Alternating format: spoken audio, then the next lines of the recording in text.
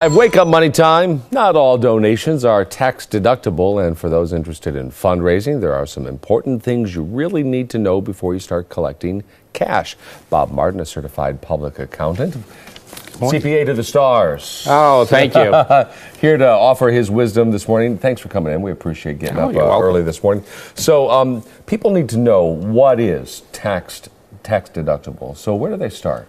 Well, you have to give to a qualified charitable organization. Yeah. Just helping a needy person, donating your services, that's not going to qualify for a charitable as a charitable deduction. For example, we hear people say we have a fundraiser set up at such and such a bank for this cause. That does not necessarily qualify as a tax-deductible donation. And usually it isn't. If it's just an individual collecting the money, it's not going through a qualified organization, then you're not going to get a deduction. Got to get that 501c3 designation, right? That is correct. And you got to look for that and ask the organization if they have that in line, right? Correct. Okay, so what is not deductible? Let's talk about that. So, I mean, we kind of touch on it there. Yeah, the big thing is services. Just because you bill out your time at a particular billing rate, you cannot deduct that.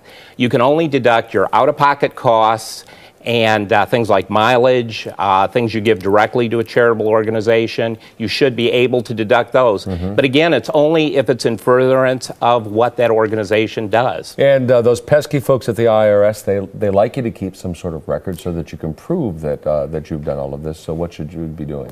You should have an acknowledgement from the organization. And just a canceled check is not good enough anymore. For example, you could write a $500 check to an organization, but you may have gone to a dinner. The cost of the dinner itself is not deductible. Only the amount above the fair market value of that dinner would be deductible. Going to need to do a little bit of homework. That's for sure. So you're an organization, you'd like to raise some money for a charity. What are some things that you need to put in place so that you can do this correctly and offer some benefit to the people who would make a donation to your organization? Actually, the most important thing is talk to the individual or the persons you're collecting the money for.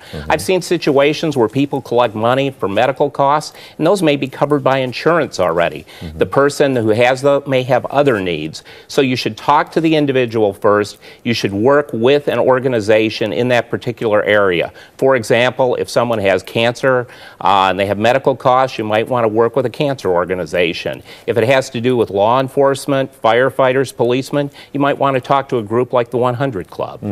And again, it always comes down to keeping records of who gave what and what they got in return for it, and you need officers for your organization.